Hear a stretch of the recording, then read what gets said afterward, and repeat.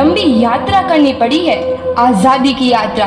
इस यात्रा में हजारों लाखों लोगों ने अपनी जान की कुर्बानी दी। 1919 जलियांवाला बाग। आज हमारी बैसाखी का दिन है, लेकिन पूरा पंजाब बैसाखी नहीं मनाएगा। हम सब बैसाखी नहीं मनाएंगे।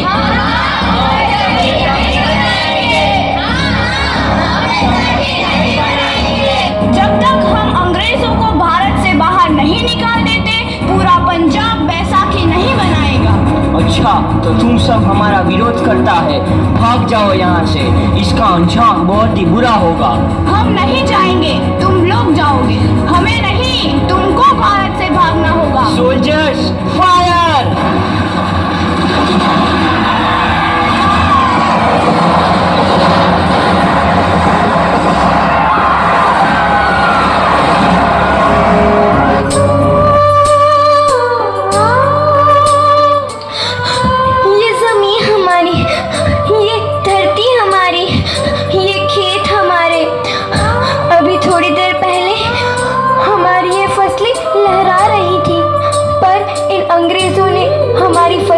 बर्बाद कर दी। इन अंग्रेजों ने एक ही झटके में इन सब फसलों को काट दिया। अंग्रेजों, तुम्हारे इस अत्याचार से हम डरेंगे नहीं। इस अत्याचार का बदला लेकर रहेंगे। हम आजादी लेकर रहेंगे। जलियांवाला बाग हर हिंदुस्तानी की आंख नम कर गया। इस कांड में कितने मासूमों की आहुति चढ़ गई। इतनी हैवानियत से इंसानियत कत्ल कर दी गई। जलियांवाला बाग के हत्याकांड ने आज़ादी की आग में घी देने का काम किया। मासूम औरतों, बच्चों की दर्द भरी चीखें और सिसकियां इनकलाब का गूंज बनकर उभरी। लाला लाजपत राय, भगत सिंह, राजगुरु, सुखदेव सरीखे क्रांतिकारियों ने भारत की इस जमीन से विदेशी दरिंदों को निकाल फेंकने के मंसूबे मजबूत कर लिए। 8 अप्रैल 1929 लाला लाजपत राय के नेतृत्व में साइमन कमीशन के खिलाफ एक भारी जुलूस निकाला गया। साइमन कमीशन वापस जाओ। साइमन कमीशन वापस जाओ। साइमन कमीशन वापस जाओ। साइमन कमीशन वापस जाओ। साइमन कमीशन वापस जाओ। Simon commission Simon commission Simon commission Simon commission. बेवकूफ इंडियंस, तुमको हमारी बात समझ में नहीं आती। Stop this. साइमन कमीशन नहीं मानता। आई से स्टॉप दिस। लाला जी, आप आगे बढ़ो, हम आपके साथ हैं। लाला जी, संघर्ष करो, हम आपके साथ हैं। लाला जी, संघर्ष करो, हम आपके साथ हैं। लाठी चार्ज करो।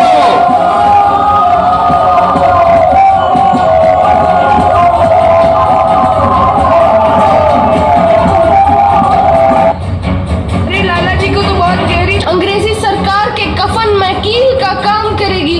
ये आजादी की लड़ाई रुकनी नहीं चाहिए। ये जिम्मेदारी मैं तुम सबको सौंप कर जा रहा हूँ। लाला लाजपत राय की दर्दनाक मौत के बाद भगत सिंह, सुखदेव, राजगुरु वतन के इन मतवालों के खून में ऐसा उबाल आया जिसका सामना करना अंग्रेजी सरकार के लिए मुश्किल हो गया।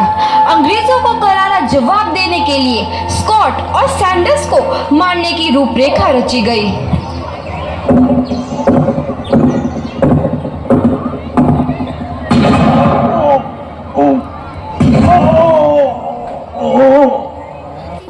सैंडर्स मारा गया।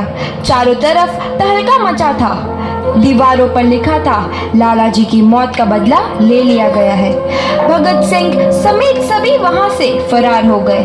8 अप्रैल 1929 दिल्ली में ब्रिटिश सरकार की सेंट्रल लेजिस्लेटिव असेंबली की बैठक में 2 बम धमाके की आवाज सुनाई दी।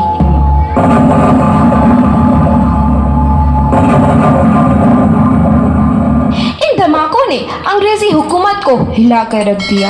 इस घटना को अंजाम देने वाले भगत सिंह, राजगुरु और सुखदेव ने अपने आप को अंग्रेजों के हवाले कर दिया। 1930 को अदालत ने अपना फैसला सुनाया।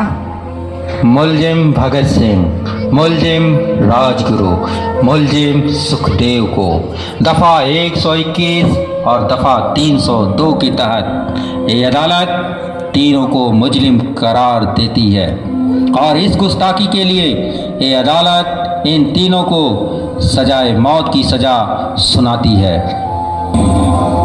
सरफरोशी की तमन्ना अब हमारे दिल में है, देखना है जोर कितना बाजुए कातिल में है।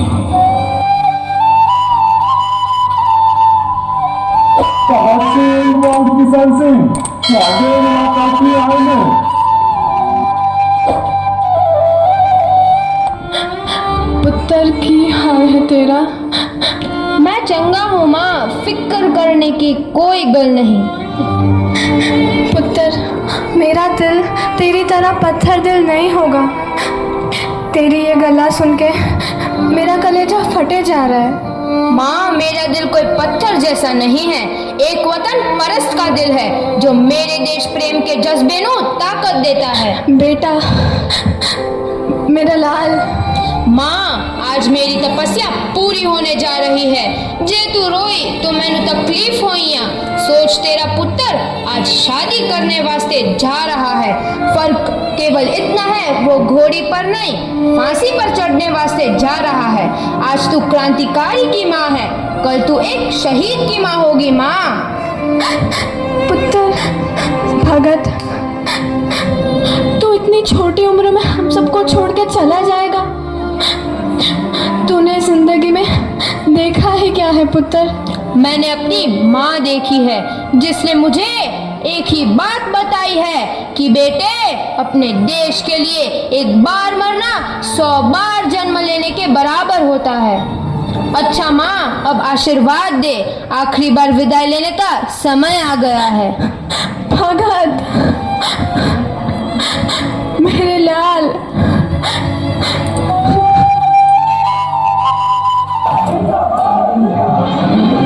भगत सिंह, तुम्हारी कोई आखिरी ख्वाहिश? हमारे हाथ खोल दिए जाए। हम तीनों दोस्त एक दूसरे से गले मिलना चाहते हैं, उनके हाथ खोल दिए जाए।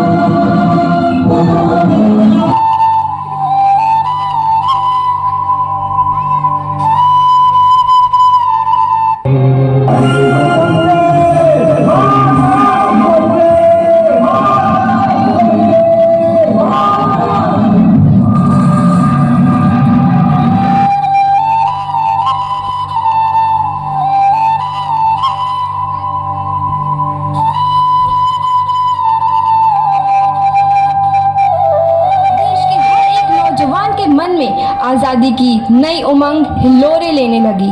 अंग्रेजों भारत छोड़ो का नारा जोर पकड़ रहा था। सबने एक आज़ाद भारत का सपना देखना आरंभ कर दिया था।